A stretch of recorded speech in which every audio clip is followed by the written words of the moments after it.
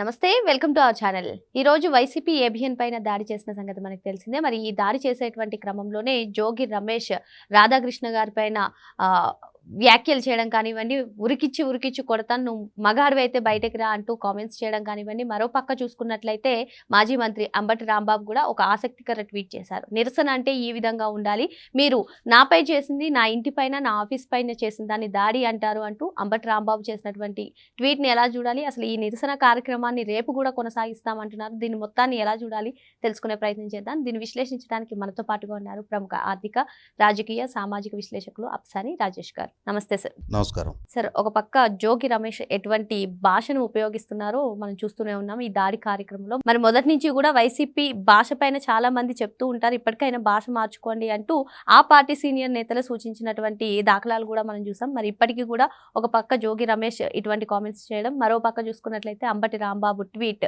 అంటే దాడి అంటే నా ఇంటి పైన నా ఆఫీస్ పైన జరిగింది, నిరసన అంటే మేము చేసింది అంటూ ఆయన ఆ పార్టీని సమర్థించుకుంటూ పెట్టినటువంటి ట్వీట్ని కానివ్వండి, మరి రేపు కూడా దీన్ని కొనసాగిస్తాము అంటూ వాళ్ళు మాట్లాడుకుంటున్నట్టుగా కూడా తెలుస్తుంది. ఎలా చూడాలంటారు దీన్ని? ఇప్పుడు సహజంగా మనకు ఒక నానుడు ఉంటుంది సమాజంలో, నిజం నిష్ఠూరంగా ఉంటుంది, యథార్థవాది లోక విరోధి, అంచె నిష్ఠూరం కంటే ఆది నిష్ఠూరం మేలు. ఇట్లా ప్రజలు పెద్దలు అనుభవపూర్వకంగా వాళ్ళ జీవిత సారాన్ని రంగరించి సమాజానికి ఈ సామెతల రూపంలో, ఈ కొటేషన్స్ రూపంలో కొన్ని నగ్న సత్యాలను పరిచయం చేశారు. నిజంగానే ఏబిఎన్ రాధాకృష్ణ గారు వీకెండ్ కామెంట్ బై ఆర్కేలో ఆయన ప్రస్తావించే చాలా అంశాలు వైసీపీ పార్టీకి మింగుడు పడనివ్వవు. ఎందుకంటే ఇదే వీకెండ్ కామెంట్ బై ఆర్కే ఒకనాడు వివేకానంద రెడ్డి గారి హత్య కేసు ఉదయం 6:30కి పిఏ కృష్ణారెడ్డి ద్వారా కాకుండా తెల్లవారుజామున 4 గంటలకే మేనిఫెస్టో రూపకల్పన సందర్భంగా జగన్మోహన్ రెడ్డి గారి సమక్షంలో అజయ్ కలం రెడ్డి, ఉమ్మారెడ్డి వెంకటేశ్వర గారు లాంటి వాళ్ళు సమావేశం అయ్యున్నప్పుడే జగన్మోహన్ రెడ్డి గారి ద్వారా వాళ్ళకి ఆ సమాచారం అందించబడింది అని చెప్పని ఆయన తెలియజేసిన సంగతి. అప్పటి వరకు సిబిఐ విచారణలో వివేకానంద రెడ్డి గారి పిఏ కృష్ణారెడ్డి ఉదయం 6:30కి ఆయన కలవటానికి వచ్చినప్పుడు అప్పుడు మాత్రమే వివేకానంద రెడ్డి గారు మరణించిన వార్త లోకానికి తెలిసింది అని చెప్పని అందరం భావించాం. కానీ ఎప్పుడైతే వీకెండ్ కామెంట్ పై ఆర్కేలో ఒక కొత్త కోణాన్ని ఆవిష్కరించారో, అవునా ఇంత ఎర్లీ అవర్స్లోనే జగన్మోహన్ రెడ్డికి సమాచారం ఎలా అందింది, అటువంటి సమాచారం అందినా కూడా తన సొంత చిన్నాన్న మరణించాడని చెప్పి తెలిసి కూడా ఆయన మేనిఫెస్టో కమిటీతో ఎలా చర్చించుతూ కూర్చున్నారు? ఆయన మరణించారని చెప్పని తెలిసిన తర్వాత వాళ్ళ సొంత మీడియాలో దాన్ని సహజ మరణం అని చెప్పని ఎందుకు ప్రసారం చేశారు? మరుసటి రోజుకి దాన్ని ఎందుకని నాడు ముఖ్యమంత్రికి ఆపాదించి ఎందుకు నారాసుర రక్త చరిత్ర అని చెప్పని ప్రచురించారు? ఇలా రకరకాల చర్చలు నడిచినాయి. కాబట్టి నాటి నుంచి నేటి వరకు, ఆ రోజుల్లో డాక్టర్ వైఎస్ రాజశేఖర రెడ్డి నుంచి ఈనాడు జగన్మోహన్ రెడ్డి వరకు ఆంధ్రజ్యోతి మీద అదే అక్కస్సు వెలగొక్కుతానే ఉన్నారు. ఇదే భౌతిక దాడుల పేరిట బెదిరింపులకు దిగుతానే ఉన్నారు. అంబటి రాంబాబు గారు చాలా సహనశీలిలాగా, శాంతమూర్తిలాగా ఒక ట్వీట్ పెట్టారు. మేము చాలా ప్రజాస్వామ్యయుతంగా ఆంధ్రజ్యోతి దగ్గర నిరసన తెలియజేశాము అని చెప్పని. మీ సహచరుడు, మీ క్యాబినెట్ సహచరుడు జోగి రమేష్ ఏ పదజాలం వాడాడు? లైవ్లో ఇవాళ సాక్షిలో ఉదయం నుంచి సాయంత్రం దాకా అవి ప్రసారం అవుతూనే ఉన్నాయి కదా. రాధాకృష్ణ గారు ఉద్దేశించి ఉరికిచ్చి కొడతాం, చెంప పగల కొడతాం, నువ్వు మొగాడివైతే రా అంటే మీడియా సంస్థల అధినేతలని భౌతిక దాడులకి ఉసుగొలుపుతూ ఉన్నారు. భౌతిక దాడులకి, వీధి పోరాటాలకి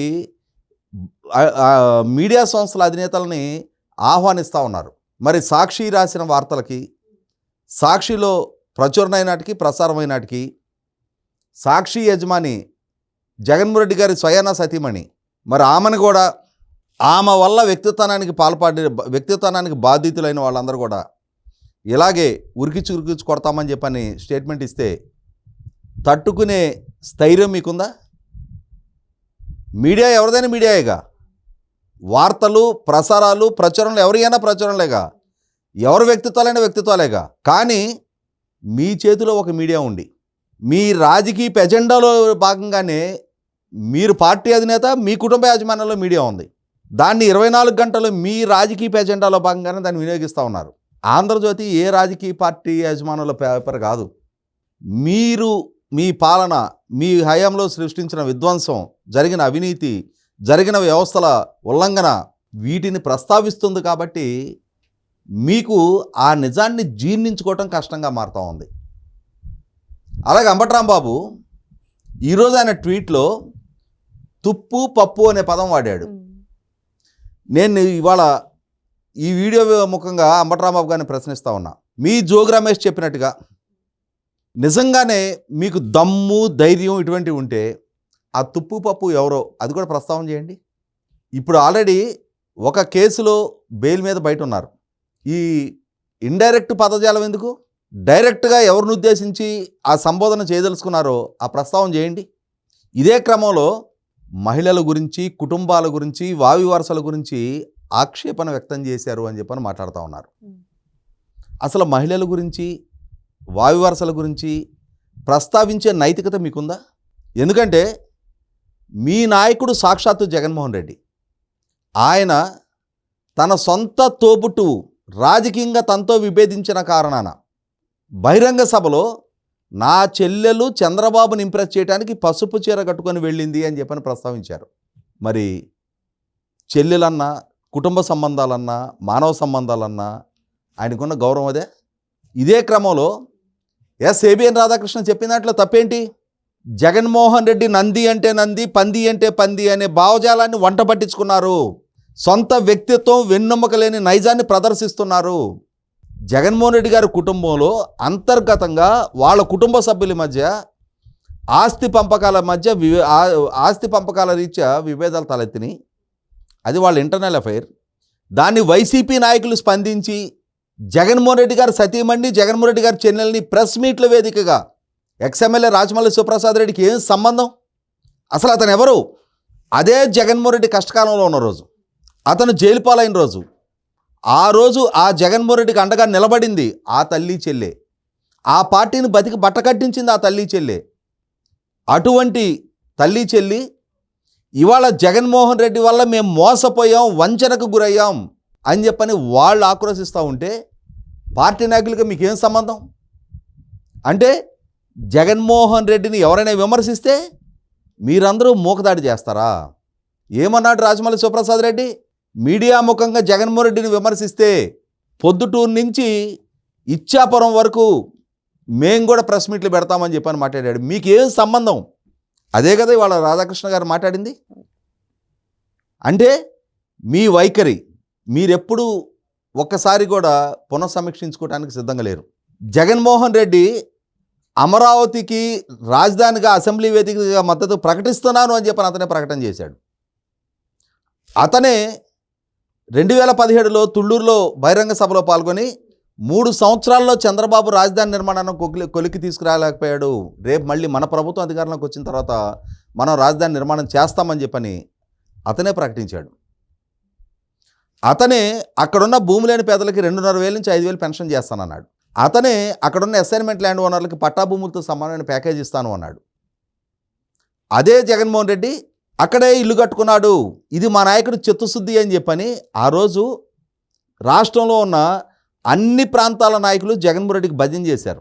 మరి అదే జగన్మోహన్ రెడ్డి ఒక్కసారి పాలకుడిగా బాధ్యతలు చేపట్టిన తర్వాత ఆ రాజధానికి వ్యతిరేకంగా విద్వేషం చిమ్ముతూ ఉన్నప్పుడు మీ పార్టీ నాయకులందరూ అతను ఇచ్చిన ఎజెండాలో భాగంగా ఒకరు శ్మశానం అని, ఒకరు ఎడారని, ఒకరు బోస్టన్ కన్సల్టెన్సీ గ్రూప్ అని, ఒకరు హై లెవెల్ కమిటీ గ్రూప్ అని, ఇంకొకరు మెడ్రాస్ ఐఐటి రిపోర్ట్ అని, అక్కడ నిర్మాణానికి పనికిరాదని ఈ రకరకాల ప్రేలాపనలు పేల్తా ఉన్న సందర్భంలో మరి ఒక్క నాయకుడైనా సరే అరే నిన్నటి వరకు మనం అమరావతికి మద్దతు ప్రకటించాం, అక్కడ పోటీలో ఉన్న అభ్యర్థి ఆళ్ల రామకృష్ణారెడ్డి అప్పటికి అతను శాసనసభ్యుడు, అతను ఏమన్నాడు?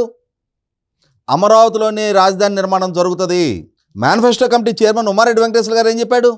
జగన్మోహన్ రెడ్డి అమరావతికి వ్యతిరేకం కాదు అని చెప్పని స్టేట్మెంట్లు ఇచ్చారు.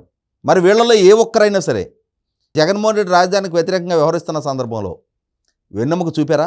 తన నియోజకవర్గ పరిధిలో రాజధాని నిర్మాణం జరుగుతూ ఉంటే ఆ రాజధానిని జగన్మోహన్ రెడ్డి ఎజెండాలో భాగంగా అడ్డుకునే ప్రయత్నం ఆళ్ల రామకృష్ణారెడ్డి చేశాడు. అంటే రాష్ట్రహితం కోరలా, తన నియోజకవర్గ హితం కూడా కోరలా. మరి దాన్ని వెన్నెముక కలిగిన రాజకీయం అంటారా? అరే నిన్న మనం మద్దతు ఇచ్చాం, మనం అసెంబ్లీలో తీర్మానానికి అండగా నిలబడ్డాం, మనం వాగ్దానాలు చేశాం, ఈరోజు ఈ రకమైన యూటర్న్ తీసుకోవటం సహేతుకం కాదు, విఘ్నత కాదు అనే ఏ నాయకుడు జగన్మోహన్ రెడ్డిని ప్రశ్నించాడు? కాబట్టి రాధాకృష్ణ గారు చెప్పింది యథార్థం. మరి అదే జగన్మోహన్ రెడ్డి 2019 ఎన్నికల దాకా, 2019 నుంచి 2024 ఎన్నికల దాకా 3 రాజధానుల పేరిట అతను ఏ ప్రాంతాన్ని అభివృద్ధి చేయకున్నా, మరి 3 రాజధానులు అన్నారు, రాష్ట్రానికి రాజధాని లేని స్థితి సృష్టించారు అని చెప్పని ఏ నాయకుడు ప్రశ్నించాడు? మరి అదే జగన్మోహన్ రెడ్డి 3 రాజధానులు అని చెప్పిన వ్యక్తి వాళ్ళ మరి మళ్ళీ మావిగన్ అని చెప్పని ఇంకో కొత్త ప్రస్తావన తీసుకొచ్చినప్పుడు ఏ నాయకుడు స్పందించాడు? స్పందించలేదు. కాబట్టే పైగా జగన్మోహన్ రెడ్డి ఏది చెప్పితే అదే వేదం అని, బాస్ ఈజ్ ఆల్వేస్ రైట్ అనే ఒక భావజాలంలో ఉండి జగన్మోహన్ రెడ్డికి అంతగా భజన చేస్తున్న నేపథ్యాన్ని ఎత్తి చూపుతాయినా మీ వ్యక్తిత్వాన్ని కోల్పోతూ ఉన్నారు, వెన్నెముక లేని రాజకీయాన్ని చేస్తున్నారని చెప్పారు. ఇవాళ మీ వైఖరి ప్రశ్నించకూడదా? మీ నాయకుడి రాజకీయాన్ని ప్రస్తావించకూడదా? మిమ్మల్ని విమర్శిస్తే మీ నాయకుడి వల్ల జరిగిన ఒక కామెడీ పీస్ లాంటి ఈ ప్రస్తావన రాష్ట్ర వ్యాప్తంగా దేశవ్యాప్తంగా చర్చనీయాంశంగా మారుతూ ఉంటే పార్లమెంటు వేదికగా దేశం మొత్తం మీ నాయకుడు తీసుకున్న నిర్ణయాన్ని, మీ నాయకుడు అమలు చేసిన విధానాలని, మీ నాయకుడి పాలనని బాహాటంగా ఖండిస్తూ ఆంధ్ర రాష్ట్రానికి అమరావతికి అండగా నిలుస్తుంటే ఇవాళ దేశవ్యాప్తంగా ఐసోలేట్ అయిపోయామని చెప్పనే ఒక ఆలోచనతో ఎలా అయినా సరే ఈ ఇష్యూని డైవర్ట్ చేయాలి అని చెప్పని ఇవాళ ఆంధ్రజ్యోతి మీద, ఏబిఎన్ మీద ఈ రకంగా విమర్శలు ఎక్కువ పెడతా, బెదిరింపులకు పాల్పడతా, భౌతిక దాడులు చేస్తామని బాహాటంగా బెదిరిస్తూ ఉన్నారు. ఇవాళ వీడియో సాక్ష్యాలు ఉన్నాయి. ఏ నాయకుడు ఏ బెదిరింపులకు పాల్పడ్డాడు, కాకాని గౌతమ్ రెడ్డి ఏమన్నాడు, జోగి రమేష్ ఏమన్నాడు అనే ప్రతి వ్యాఖ్యలు, ప్రతి మాటలు, ప్రతి విమర్శ, ప్రతి బెదిరింపు, ఈరోజు ప్రతి దూషణ ఇవాళ వీడియో సాక్ష్యాలు ఉన్నాయి. ఇమ్మీడియట్గా తెలంగాణ పోలీస్ డిపార్ట్మెంటు సుమోటోగా కేసులు నమోదు చేయాల్సిన అవసరం ఉంది. ఖచ్చితంగా ఆంధ్రజ్యోతి రాధాకృష్ణ గారికి ప్రభుత్వం అండగా నిలవాల్సిన అవసరం ఉంది, తగిన రక్షణ కల్పించాల్సిన బాధ్యత కూడా ఉంది. ఇవాళ భౌతిక దాడులకు పాల్పడతాము అని చెప్పని బాహాటంగా చెప్తున్న నేపథ్యంలో ఖచ్చితంగా రాధాకృష్ణ గారికి తగిన భద్రత కల్పించాల్సిన అవసరం ఉంది. అదే క్రమంలో నిజాన్ని ప్రస్తావిస్తే జీర్ణించుకోలేక ఈ రకమైన దోషాలకు పాల్పడటమే కనుక సహేతుకం అయ్యే పని అయితే అసలు సిసలు వండి వార్చిన కథనాలతోటి జగన్మోహన్ రెడ్డి రాజకీయ ఎజెండాలో భాగంగా నిత్యం మార్ఫింగ్ ఫోటోలు, మార్ఫింగ్ వీడియోతో చెలరేగిపోయే సాక్షి మీడియాకి, సాక్షిలో రాసే కథనాలకి, సాక్షిలో ప్రసారం చేసే ప్రసారాలకి ఆ సాక్షికి ఇంకెన్ని నిరసనలు తెలియజేయాల్సి ఉంటుందో, ఇంకెన్ని బెదిరింపులు, ఇంకెన్ని దాడులు ఆ సాక్షి మీద కూడా చేయాల్సి ఉంటుందో వీళ్ళు ఈరోజు ఈ దారి చూపిన నేపథ్యంలో ఈరోజు వీళ్ళు ఏలు పెట్టే సంధిస్తే రేపటి రోజున సాక్షి దగ్గర కాలు పెట్టే సందు వాళ్లే ఇచ్చినట్టు అవుద్ది. ఆలోచించుకోండి. ఓకే సార్, మరో అంశంతో మళ్ళీ కలుద్దాం. Thank you sir.